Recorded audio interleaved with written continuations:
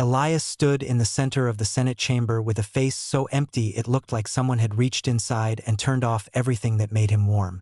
The high-ceilinged room, usually a cacophony of 1,200 translated tongues, fell into a silence so absolute it felt physical. He didn't blink. He didn't breathe.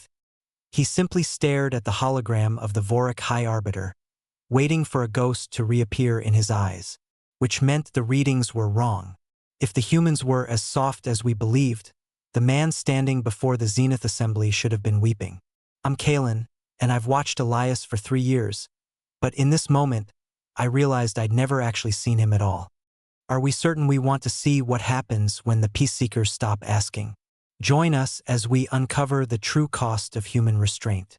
3 months earlier, the hardest decision Elias had faced was whether the saffron he'd imported from Earth was potent enough for the stew he was simmering. He had invited me to his quarters, a rare gesture for a human diplomat. The room smelled of toasted cumin and something sharp, almost like ozone, while the rest of the Aurelie spoke of humans as unpredictable predators that needed to be kept on a short leash. Elias was busy reciting ancient human poetry about clouds. He was gentle, almost maddeningly so. He moved with a careful, deliberate slowness, as if he were afraid that a sudden gesture might crack the atmosphere of the station.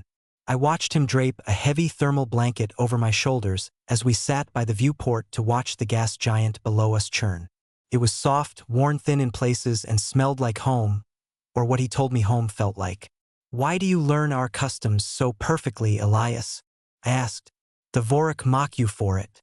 They say you have no spine." Elias didn't look away from the sunrise.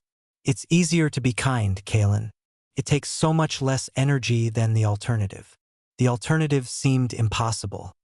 Yet, at the grand gala of the Zenith Assembly, the tension finally snapped. High Arbiter Vorak of the Vorak Shard approached us, his chitinous armor clacking with every arrogant step.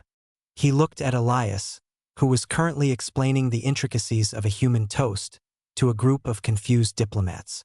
"A leashed beast," Vorak hissed, his voice echoing off the crystalline walls. "Humanity has declined so far they send a gardener to represent their interests. You are a sign of a dying race, Elias. Soft, weak, pathetic." Elias didn't flinch. He didn't even stop smiling. He raised his glass, the liquid shimmering under the artificial suns. "I hope, High Arbiter, that one day you find something worth being soft for." Truly, the room erupted in whispers. It was a devastatingly kind rebuttal, one that made Vorak look like a petulant child. For a moment it felt like a victory for peace. But the universe has a cruel sense of timing. A low hum, then nothing. The emergency alerts began to scream. A transmission flickered to life on the main stage, showing the burning skyline of Solstice Prime, a human colony. And there, standing over the huddled form of Elias's niece, Lyra, was Vorak. "I found something," Vok's voice boomed through the chamber. "And now I will break it." Under the observation deck, something shifted. It wasn't the station. It was Elias. The warmth did not just leave Elias. It felt as though it had never existed, replaced by a terrifying, hollowed-out clarity. He didn't shout. He didn't weep. He simply reached into his formal tunic and pulled out a small, obsidian glass interface that none of us had ever seen him carry. "Fenris," he whispered. The word was a key turning a lock in the basement of the universe. Within seconds, the sensor arrays of the Zenith Assembly began to scream as 800 ghost signals bloomed on the tactical maps. They hadn't come from warp space. They had been there all along, drifting in the lightless graveyards of the galaxy, painted in radar-absorbent black, waiting for a man who cooked with saffron to tell them to wake up, which meant the humans were never actually disarmed. They were simply hiding their teeth. The human fleet did not move like ships. They moved like a fever.